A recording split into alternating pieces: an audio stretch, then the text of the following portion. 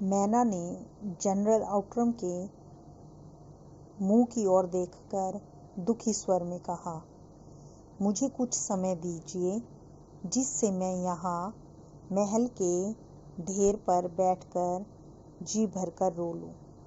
पर पाषाण हृदय वाले जनरल ने उसकी अंतिम इच्छा भी पूरी न होने दी।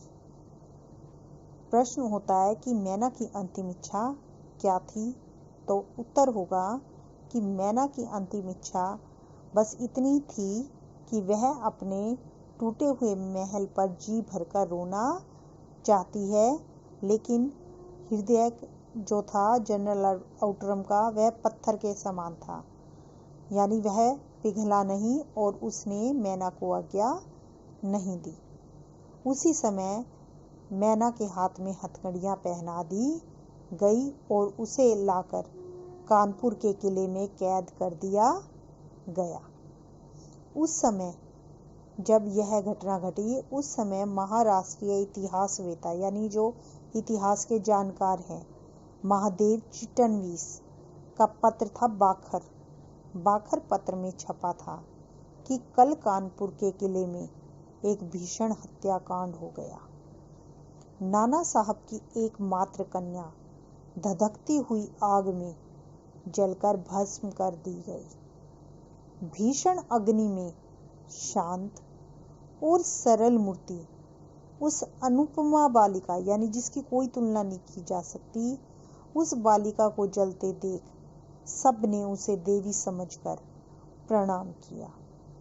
तो यहाँ पर प्रश्न आएगा कि कानपुर वासियों ने किसे देवी समझकर प्रणाम किया और क्यों? तो कानपुर वासियों ने नाना साहब की बेटी मैना को जलती आग में भस्म होते हुए देखा।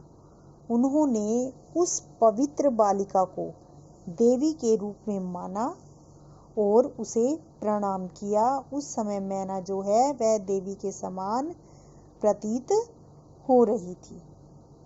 अब इस गद्यांश के आधार पर अंग्रेजों की क्रूरता का वर्णन कीजिए, यह प्रश्न भी निकल कर आता है।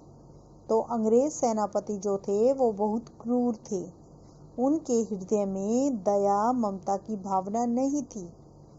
उन्होंने नाना साहब की कन्या मैना की रो लेने की इच्छा भी पूरी नहीं होने दी।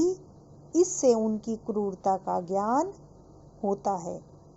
उनकी क्रूरता का सही ज्ञान तो तब होता है जब वे कन्या जो नाना साहब की कन्या है मैना, उसे जलती आग में भस्म कर देते हैं।